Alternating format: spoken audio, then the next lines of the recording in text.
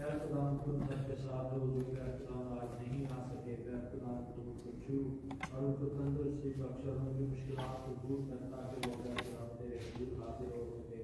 तो खुदाम हमारे साथ ऑनलाइन मौजूद है, खुदाम तुम्हारे की दिल मुराद को पूरा कर दे, बरकत दे, उन पर फजल कर तेरे यीशु, खुदाम तेरे खादिम को तेरे हजूर आते हैं सर से लेकर पाँव तक, खुदाम तो अपने खादिम पर जिम्मा ले, खुदाम तो अपना जिंदगी बख्श कलाम बख्शता है, जिंदगी बख्श कलाम सुनकर हम सौ गुना फल पाएं। सब कुछ मांगते हैं तेरे बेटे अपने खुदा यीशु मसीह के वसीला से, आमीन। कलाम मुक़द्दस में से अपनी तरबियत और रहनुमाई के लिए आज जिस विर्द का इंतखाब किया गया है वो है मुक़द्दस मूसा की मार्फत लिखी जाने वाली किताब इस्तिस्ना की किताब, उसका चौथा बाब, उसकी 25वीं आयत से लेकर 31वीं आयत तक हम कलाम मुक़द्दस में से देखेंगे। कलाम मुक़द्दस में से इस्तिस्ना चौथा बाब 25वीं आयत से कुछ इस तरह मरकूम है, और जब तुझसे बेटे और पोते पैदा हो और तुमको उस मुल्क में रहते हुए एक मुद्दत हो जाए और तुम बिगड़कर किसी चीज की छवि की खोदी हुई मूरत बना लो और खुदावंद अपने खुदा के हजूर शरारत करके उसे गुस्सा दिलाओ, तो मैं आज के दिन तुम्हारे बरखलाफ आसमान और जमीन को गवाह बनाता हूं कि तुम उस मुल्क से जिस पर कब्जा करने को यरदन पार जाने पर हो जल्द बिल्कुल फना हो जाओगे। तुम वहां बहुत दिन रहने ना पाओगे, बल्कि बिल्कुल नाबूद कर दिए जाओगे।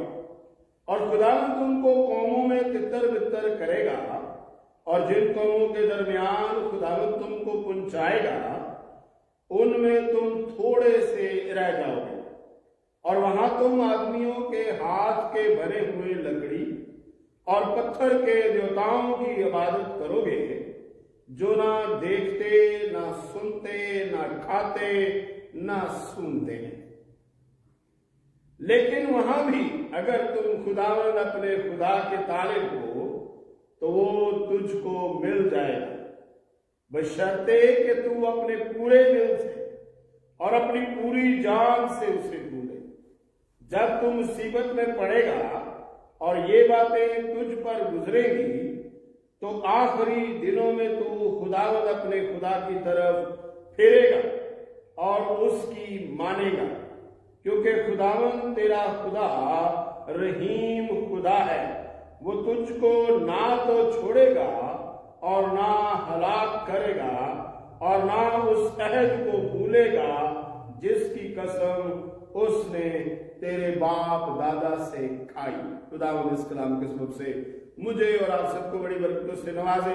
आइए दुआ करें। कुदूसियत के मालिक इब्राहिम इसहाक याकूब के खुदावंद मसीह में हमारे बाप, एक खुदावंद तो मेरी कमजोरियों से वाकिफ है। एक बार फिर मैं तेरे कदमों में हूँ, और आए खुदावंद रूह कुदस जो कामिल उस्ताद है उसकी तावील में एक खुदावंद अपना रूह जान जिस्म दे देता हूँ। मेरी हर एक है खुदावंद खास हर एक जज्बा है खुदावंद उसकी ताबेदारी में रहे, और आए खुदावंद आज तू अपने लोगों से हम कलाम हो।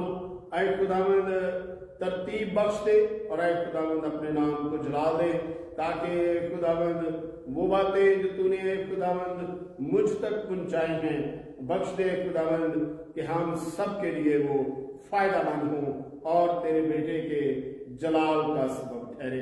मेरी कमजोरियों को अपने जोर में बदल दे, और ऐ खुदावंद अपने लोगों से हम कलाम हो और अपना जलाल है खुदावंद इन खाली बर्तनों के सबब से खुदावंद जाहिर कर। मसीह यीशु की खातिर ये चाहता हूं, आमीन।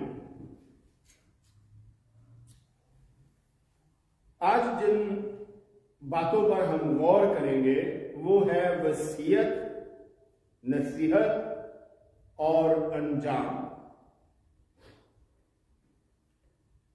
इस विर्द में हमने 7 आयात को पढ़ा है, और इन 7 आयात का जो खाका तैयार किया गया है मैं आपके सामने उसको दोहराना चाहता हूं। शायद हम उन सबको ना देख पाए, लेकिन फिर भी मैं आपके सामने उसको दोहराना चाहता हूं। नंबर 1, हम हुक्म से तजावज करके मोहब्बत नहीं कर सकते। कई बार आप लोग ऐसे लोगों से मिले होंगे जो नहायत बुराई के साथ किसी को चाह रहे हैं और ये ब्लेम लगा रहे हैं कि जी मुझे खुदावंद ने पेश किया है, मुझे खुदावंद ने यहां पर रखा है और मेरा काम है मोहब्बत को बांटना।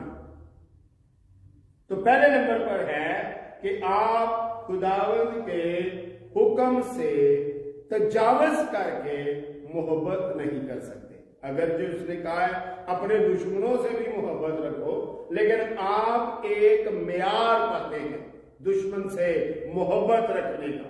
अगर आप उस मेयार को नजरअंदाज करके दुश्मन से मोहब्बत रखते हैं तो आप खुदा के हुक्म से तजावज कर रहे हैं। 26वीं आयत कहती है, अगर आप उसके हुक्म से तजावज करके मोहब्बत रखेंगे और शरीर और गुनाह को जो है वो बढ़ावा देंगे, उनके लिए हौसले का सबब बनेंगे, उन पर अपना रुपया पैसा खर्च करेंगे, उन पर अपनी एनर्जी खर्च करेंगे, उनको आप अपने वसाइल देंगे कि वो और ज्यादा जो है वो उनके अंदर जो है जज्बा परवान चढ़े, तो आपके खिलाफ खुदा 26वीं आयत में कहते हैं कि मैं तुम्हारे खिलाफ आसमान और जमीन को क्या करूंगा?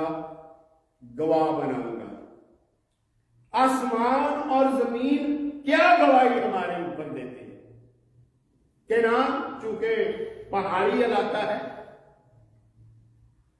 और उस जगह पर सैराब करने के लिए, खेतों को सैराब करने के लिए बारिश पर इन्हिसार किया जाता है। तो जब खुदा ये कहता है कि मैं आसमान को तुम्हारे खिलाफ गवाह बनाऊंगा, तो इसका मतलब है तमाम आसमानी बरकत खुदावंद रोक देगा। जैसे उसने अखीब के दौर में एलिया ने 3.5 साल तक जो है आसमान को बंद कर दिया ताकि बारिश ना हो और घास तक सूख गई और अखीब मारा मारा फिरने लगा वक्त का हाकम कि कहीं घास नजर आए ताकि हमारे जानवर जो हैं वो ना मर जाए। और फिर 27वीं आयत में ना सिर्फ वो आसमान और जमीन की बरकत हमसे रोक देगा, बल्कि हमारा वो फेर हमारी नस्ल के ऊपर भी असर अंदाज होगा। और फिर 28वीं आयत में हम अगर ऐसा करेंगे जो इस वेद में लिखा है, गैर माबूदों के पीछे चले जाएंगे, दूसरी कौमों के रंगीन तहजीब और सकाफत की तरफ रागब हो जाएंगे, तो खुदावंद कहते हैं तुम अपने आप को मेरे हजूर से खारिज समझो। लेकिन 29वीं आयत में वो कहते हैं ऐसा नहीं है कि मैंने तुम्हें बिल्कुल छोड़ दिया, मैं तुम्हें हलाक नहीं करूंगा, हाँ लेकिन वो पुश्त जो मेरी गुनाहगार होगी मैं उसके साथ खड़ा नहीं हो पाऊंगा। आप जानते हैं जब केनान के अंदर मूसा ने जासूस भेजे 12 जासूस और वो जासूसी करके वापस आए, तो उनमें से 10 लोग कहने लगे नहीं नहीं नहीं नहीं नहीं नहीं नहीं नहीं, हम इस पर काबिज नहीं हो सकते। वहां पर तो लोग बहुत ताकतवर है, दराज कद के मालिक है, उनकी फसीलें बड़ी बड़ी है और हम उनके सामने गोया टिड्डों की मानंद दिखाई देते। लेकिन यीशु और कालब उन्हीं 12 जासूसों में से 2 लोग, उन्होंने कहा भाइयों क्या तुम लोग मिस्र की आफात को भूल गए? क्या तुम लोग बियाबान में खुदावंद की हिफाजत को भूल गए? क्या तुम लोगों ने खुदावंद के वो बड़े बड़े काम जो उसने तुम्हारे लिए किए भूल गए? ये लोग हमारी खुराक है। खुदा हमें मिस्र से उठा के लेके आ रहा है और बहुत जोरावर कौमों को उसने हमारे सामने पस्त कर दिया है। ये वाली कौम भी उनमें से एक की मानद होगी। घबराते क्यों हो? उन्होंने कहा नहीं नहीं नहीं नहीं नहीं नहीं, हमारे बीवी बच्चे यहां पर गुलाम रहेंगे, हमें वो मार देंगे, हम इसके ऊपर काबज नहीं हो सकते। खुदावंद ने कहा ठीक है, मूसा इनसे कह कि 40 दिनों के बराबर, हर दिन 1 साल के बराबर हो जाएगा और ये लोग 40 साल तक बियाबान में मारे मारे फिरेंगे जब तक ये नस्ल तमाम नहीं हो जाती। और जिनके बारे में इन्होंने कहा है कि वो वहां गुलाम होंगे, हमारी नस्ल, हमारे बच्चे, वो इस मुल्क पर कब्जा करेंगे। और ऐसा हुआ। 20 साल से नीचे जितने लोग थे खुदावंद ने उनको बचाया और जितने लोगों को वो मिस्र से निकाल के लाया था सवाए यीशु और कालेब के, सब बियाबान में मार दिए, मर गए। उन बच्चों ने जिनके लिए गुलामी की फिक्र की जा रही थी, उन्होंने फिर कैनान को जवान होके फतह किया। और खुदावंद कहते हैं अगर तू मुझे दिल से तलाश करेगा तो। इसका मतलब है हम कैसी भी हालत में हो, खुदावंद हमारे साथ रहता है। वो बस इंतजार करता है ये मुझे पुकारे। अच्छा, आज इसको इस मुसीबत का सामना है, शायद वो मुझे पुकारे, वो उसके आपके पास करता है, शायद वो मुझे पुकारे, शायद वो मुझसे बात करे, शायद उसको मेरी जरूरत पड़ जाए, शायद वो मुझे कहे मुझे इसमें से निकाल, शायद वो कहे खुदावंद तू कहाँ है। अगर तू दिल से मुझे आवाज देगा मैं तुझे मिल जाऊंगा, मैं तेरे साथ बोलूंगा, मैं तुझे वहां से निकालूंगा। शायद ये मुसीबत तुझे मेरे पास ले आए। खुदावंद के ये जज्बात है। खुदावंद हर वक्त आपका इंतजार करता रहता है। आप किसी भी हालत में, आप किसी भी जगह पर, आप अपनी नजर में इस कदर गिर जाएं कि आपको लगे कि नहीं अब मैं खुदावंद के हुजूर नहीं जा सकता। वही मौका है कि खुदा आपको बुलाता है, वही चांस है, उसको जाया ना होने दे। क्यों? इसलिए कि तुम्हारा खुदा रहीम है, वो वफादार है, वो तुम्हें छोड़ेगा नहीं। ये 31वीं ऐत का मफहूम है। लेकिन आज हम क्या देखते हैं? आज का इंसान इन 3 बातों से जो हमारा मजमून है, वसीयत, नसीहत और इन अंजाम से बिल्कुल गाफिल है, दूर है। वो अच्छा पहनने, खाने और एक अच्छा नाम रखने के लिए दुनिया पर काम कर रहा है। आप जिसको भी देखें वो इन 3 चीजों के पीछे आपको दौड़ता हुआ दिखाई देगा। अच्छा पहनने, खाने, नाम और इक्तदार की ख्वाहिश ने इंसान से उसकी आजादी छीन ली है।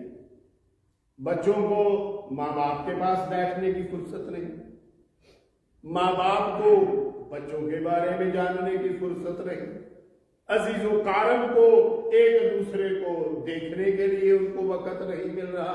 हर बंदा फासले बढ़ाता जा रहा है, उन लोगों को दिखाने के लिए अपने आप को एक बुलंद मकाम की तरफ लेके जा रहा है जहां से वो किसी को देख नहीं पाएगा और उसको कोई देख नहीं पाएगा। جب ہم بہت بلند مقام پر چلے جاتے ہیں چیزیں ہمیں چھوٹی نظر آنے لگتی ہیں، لیکن وہ اپنی پہچان کھو دیتی ہے۔ آج کا انسان بھی اپنی پہچان بنانے میں اپنی پہچان کھو رہا ہے۔ وہ نہیں جانتا کہ جس آزادی کے لیے میں دن رات محنت کرتا ہوں، میں اس کی ایسی دلدل میں اترتا جاتا ہوں جس کے انجام سے وہ واقف نہیں ہے، لیکن پھر بھی وہ اس کی طرف بھاگ رہا ہے، دوڑ رہا ہے۔ کلام مقدس کہتا ہے بہت سی راہیں ہیں جو انسان کو اچھی معلوم ہوتی ہیں، لیکن ان کی انتہا میں موت کی راہیں، اور یوں انسان نے خدا کو پیچھے چھوڑ دیا ہے اور خود خدا بن بیٹھا ہے، اپنی ضروریات کا خدا۔ اور ہم یہ دیکھتے ہیں کہ اس نے چند ایسی باتیں وضع کر رکھی ہیں جو الہی باتوں پر ترجیح ان کو دی جا رہی ہے۔ نمبر 1، انہوں نے زندگی کی بھاگ دوڑ میں خدا کو نظر انداز کر دیا ہے اور ایمان جاتا رہا ہے۔ آج کا انسان ایمان کا پیرو تو ہے، لیکن اس کی زندگی میں ایمان نام کی کوئی چیز نہیں، بلکہ اس ایمان کی جگہ جستجو نے لے لی، محنت نے لے لی۔ کریں گے نہیں تو کھائیں گے کیسے؟ خداوند کہتا ہے قومیں میں تیرے متی کر دوں گا۔ کیا آپ میں سے کوئی عقل کو کماتا ہے؟ کیا آپ میں سے کوئی طاقت کو کماتا ہے؟ بالکل نہیں۔ یہ ساری چیزیں ہمیں خداوند جو ہے وہ مہیا کرتے ہیں، تندرستی وہ ہمیں دیتا ہے، تو ہی ہم سب کام کر سکتے ہیں نا۔ خداوند یسوع مسیح نے کہا کسی کے ہاں بہت فصل ہوئی، اس نے کہا اچھا، اس نے اپنے آنے والے 50 سالوں کی جو ہے پلاننگ کر لی، میں کھتے بڑے کروں گا، میں سارا اناج وہاں پر جو ہے محفوظ کر دوں گا، اور پھر اپنی جان سے کہوں گا بیٹھ اور کھا اور موج کر۔ خداوند کہتے ہیں اگر آج ہی رات تجھ سے تیری جان طلب کر لی جائے تو یہ ساری باتیں کس کام کی ہیں؟ اگر آدمی سب کچھ حاصل کر لے اور اپنی جان ہی کا نقصان اٹھائے تو اسے کیا فائدہ؟ اور آج یہی ہم کر رہے ہیں۔ نمبر 2، اپنی عاقبت کو نظر انداز کر دیا ہے اور ہر طرح کے مقاصد کو پانا جب ہم چاہ رہے ہیں تو نجات خارج ہو جاتی ہے۔ نمبر 3 پر خدا کی نظر میں مقبول ہونے کی بجائے ہم ایسے تعلقات استوار کرنے کی کوشش کر رہے ہیں جو دنیا کے اندر مختلف ذرائع سے ہماری مدد کریں، ہماری مشکلات میں ہمارے ساتھ کھڑے ہیں، اور خدا پر ان باتوں کو جب چھوڑتے ہیں تو پھر راست بازی چلی جاتی۔ تو 3 باتیں ہم نے نظر انداز کر دی: ایمان، نجات اور راست بازی۔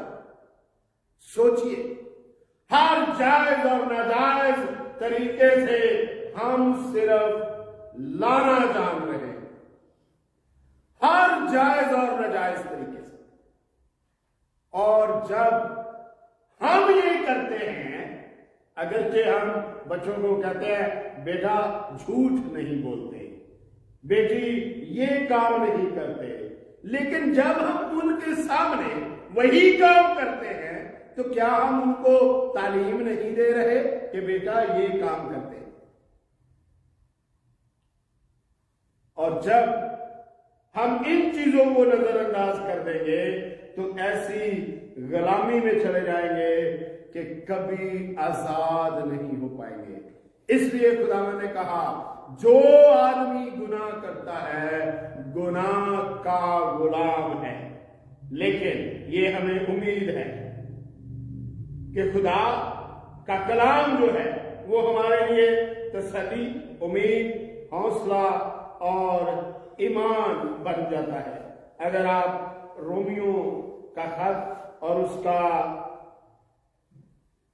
15واں باب اور 4 آیت پڑھیں تو آپ کو یہ سب اس میں مل جائے گا۔ تو ہم نے اس بات پر پہنچے کہ کوئی بھی ہم میں سے صرف اپنے لیے نہیں جی سکتا، صرف ہم اپنے بارے میں نہیں سوچ سکتے، ہمیں اپنی اولاد کے بارے میں نہیں سوچنا ہے، ہمیں پوری دنیا کے ہر انسان کے لیے سوچنا ہے، بالکل آدم کی طرح۔ 3 باب پیدائش کی کتاب 3 باب 4 سے لے کر 6 آیت تک سانپ عورت کے پاس آتا ہے شیطان کو لے کے، اور شیطان اس عورت سے یوں مخاطب ہوتا ہے، کیا خدا نے تمہیں باغ کے ہر درخت کا پھل کھانے سے منع کیا ہے؟ شاید یہ انجان ہے جانور، اس کو پتہ نہیں کہ باغ کا سارا اختیار تو ہمارے پاس ہے۔ وہ کہتی ہے نہیں، ہم ہر درخت کا پھل کھاتے ہیں سوائے ایک درخت کے، اور اس کے بارے میں خدا نے کہا جس دن تم نے کھایا تم مر جاؤ گے۔ اس نے کہا نہیں، ایسا نہیں ہے، خدا جانتا ہے کہ جس دن تم اس کو کھاؤ گے تمہاری آنکھیں کھل جائیں گی اور تم نیکی اور بدی کی پہچان میں خدا کی مانند بن جاؤ گے۔ نیکی اور بدی کی پہچان میں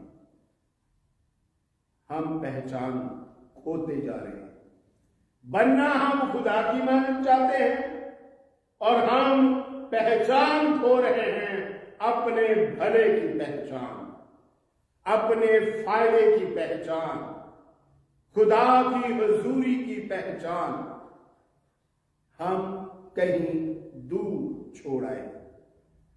یہی وجہ ہے کہ آج ہماری فکر و تردد جو ہے وہ ہمیں اپنے سے آگے سوچنے نہیں دیتی، یہی وجہ ہے جو ہمیں دوسروں کو آگے بڑھنے کے لیے اکسانے نہیں دیتی۔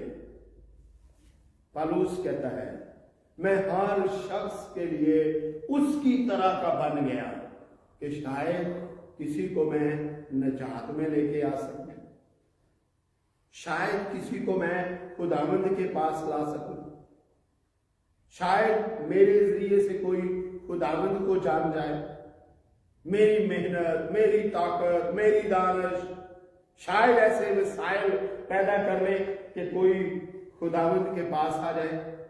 لیکن نہیں، جو اپنے بارے میں سوچتے ہیں وہ دوسروں کو بچا نہیں سکتے، بالکل ابراہیم کی طرح۔ ابراہیم کو ایمانداروں کا باپ ایسے نہیں کہہ دیا گیا، بلکہ اس نے ایمانداروں، راست بازوں کے لیے شفاعت کی۔ جب خدا آسمان سے اترا اور سدوم اور عمورہ کو تباہ کرنا چاہتا تھا تو خدا نے کہا کیا میں جس کام کے لیے اترا ہوں اسے ابراہیم سے پوشیدہ رکھوں؟ کیونکہ ابراہیم سے تو یقیناً قوموں کے جتھے پیدا ہوں گے، اور وہ اپنے پیچھے اپنے بچوں کو یہ وصیت کرے گا کہ عدل اور انصاف کے ساتھ میری پیروی کریں۔ خداوند نے کہا میں اس کام کے لیے آیا ہوں۔ 50 سے شروع کیا اس نے۔ خداوند اگر 50 ہوئے تو تو ان کو مار دے گا؟ خداوند نے کہا نہیں، چھوڑ دوں۔ 10 تک آیا، 5 بار شفاعت کی، 5 بار۔ ہم کیا کرتے ہیں؟ 2 بار کسی کو سمجھاتے ہیں اور پھر اپنے کاغذوں میں اس کو رد کر دیتے ہیں۔ 2 बार किसी के ऊपर मेहनत करते हैं, फिर अपने कागजों से उसको निकाल देते हैं। क्यों? कहां जाता है हमारा वो खुदावंद यीशु मसीह की पैरवी करने का जज्बा? आइए आज अपने आप पर गौर करें। क्या हम आदम के पैरों हैं या हम इब्राहिम के किरदार को पसंद करने वाले हैं? तो ही आप आज का इंसान होते हुए अपने आप के अंदर जो है वो एक वसीयत रख पाएंगे। तो ही आप अपने अंदर एक नसीहत को पैदा कर सकेंगे। तो ही हम अपने अंजाम को खूबसूरत बना सकेंगे। खुदावंद आपको इस कलाम के वसीला से बरकत दे और अपनी जिंदगी में ऐसा करने की तौफीक अता फरमाए। आइए दुआ करें। हमारे दरमियान उस्ताद मोहतरम तशरीफ फरमा है, तो दरख्वास्त की जाती है कि कलाम खुदा के लिए दुआ करें और जुमात को कलमाते बरकत के साथ रुखसत करें। खुदावंद यीशु मसीह में हमारे आसमानी बाप, हमारे जिंदा खुदावंद इब्राहिम, इसहाक और याकूब के खुदा, हम खुदावंद यीशु मसीह के प्यारे अजीब मुकद्दस जलाली अब्दी नाम के वसीले से तेरे पास आते हैं। तेरे खुदावंद तेरा शुक्र, तेरी तारीफ करते हैं। हमारी हिदायत कर खुदावंद कि हम तेरी मर्जी को पूरा करें और तेरे नाम को जलाल दें। तेरे खुदावंद तेरा शुक्र हो, तेरी तारीफ हो खुदावंद, तेरी हमद हो खुदावंद। सब बहन भाइयों के लिए तेरे आगे मिन्नत करते हैं खुदावंद, हर एक को सेहत दे, तंदुरुस्ती दे खुदावंद। रूथ और विल्सन को तेरे हाथ में देते हैं खुदावंद, उनको छू खुदावंद, उनको सेहत दे खुदावंद। दुआ करते हैं यूसुफ के लिए खुदावंद, उसको अपने जलाल के लिए सेहत दे और प्यारे खुदावंद तेरा नाम जलाल पाए खुदावंद। तेरा शुक्र हो, तेरी तारीफ, तेरी हमद हो। फिर से हमें अपने वक्त पर इकट्ठा कर खुदावंद यीशु मसीह के प्यारे अजीब मुकद्दस जलाली नाम से मांगते हैं, आमीन। अब हमारे खुदावंद यीशु मसीह का फजल, खुदा बाप की मोहब्बत, पाक रूह की शराकत अब से लेकर हमेशा तक हम सब के साथ होती रहे, आमीन।